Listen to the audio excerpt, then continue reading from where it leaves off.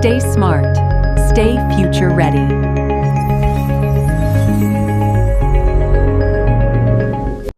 Income Tax Act plays a crucial role in shaping India's financial and business ecosystem.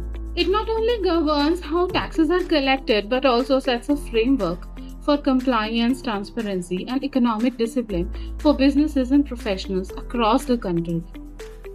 For decades, Income Tax Act 1961 has been the backbone of India's direct tax system. However, as the economy evolves, tax laws also need to adapt to new business models, digital transactions, and simplified compliance and frameworks. This is where the Income Tax Act 2025 brings a more modern and streamlined structure.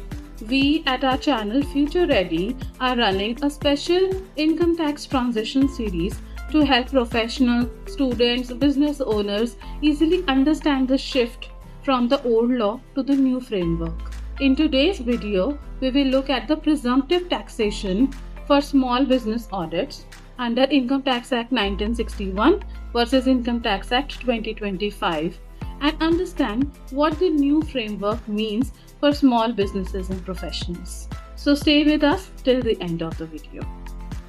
One of the major changes introduced into 2025 Act is the structural consolidation. Earlier, presumptive taxation provisions were scattered across multiple sections. 44AD applied to small businesses, 44AE for the good carriage operators, and 44ADA for specified professionals. But 2025 Act streamlines these provisions by consolidating them into a single framework under Section 58.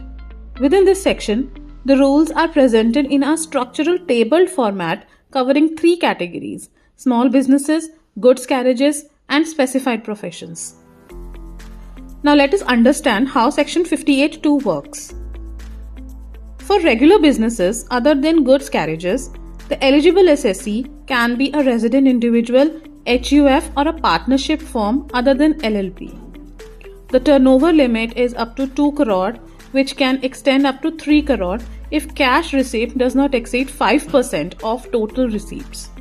The taxable income will be higher of two values, which is 6% of digital receipts plus 8% of non-digital receipts, or actual profit earned by the taxpayer.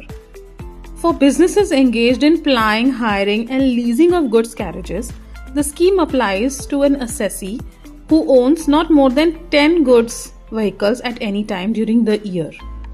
The presumptive income is calculated either as 1000 rupees per ton of gross or unladen weight per month for heavy goods vehicle, or 7500 rupees per vehicle per month for other vehicles, or actual profit claimed by the assessee, whichever is higher. For the specified professionals, as defined under Section 62, subsection 4, the eligible assessee can be a resident individual or firm other than LLP. The turnover limit is 50 lakh rupees, which may increase to 75 lakh rupees if cash receipt does not exceed 5% of total receipts. In this case, the presumptive income will be higher of 50% of gross receipts or actual profit declared.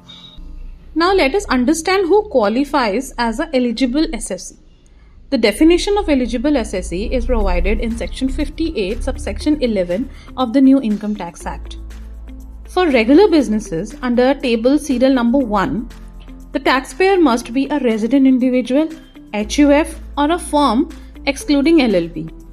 They should not claim deduction under Section 144 related to special business deductions.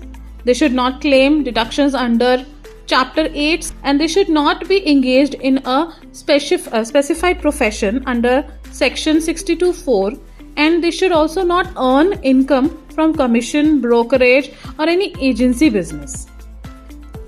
For the specified professions tabled under serial number 3, the eligibility conditions are relatively simpler. The assessee must be a resident individual or a firm excluding LLP. There are no other additional restrictions. Now let us have a look at other key considerations while applying this section.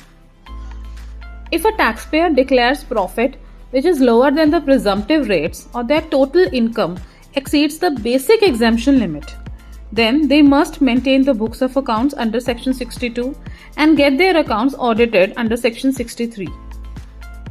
Second, no deductions are allowed once presumptive income is computed under Section 58 subsection 2. This means business loss, depreciation, or any other expenses cannot be claimed separately against the presumptive income. Third, there is a special provision for partner payments in case of goods carriage business. If a firm is computing presumptive income under goods carriage category, salary and interest paid to partners can still be deductible from the presumptive income, subject to the limits prescribed under Section 35E, which replaces earlier Section 40B of the Old Income Tax Act. Another important feature which was also there in the previous act is the 5-year of lock-in rule. If an assessee opts for a presumptive taxation for regular business and later exits the scheme within the next 5 years by declaring lower profits, then they become ineligible to use Section 58 for the following 5 years. Additionally, if their total income exceeds the basic exemption limit, maintaining books of accounts and conducting of tax audit becomes mandatory. So overall, the new framework represents a shift toward what can be called simplicity with discipline. While business benefit from reduced administrative burden and simpler compliance procedures, the law also introduces stronger oversight mechanisms such as stricter audit triggers and lock-in provisions. These measures ensure that scheme is used responsibly and discourage opportunistic tax planning. In a sense, presumptive taxation under the Income Tax Act 2025 aims to balance ease of compliance with greater accountability in the tax system. If you found these insights valuable, please like this video and subscribe to our channel Future Ready. Also, don't forget to press the bell icon so you never miss an update. Thanks for watching the video.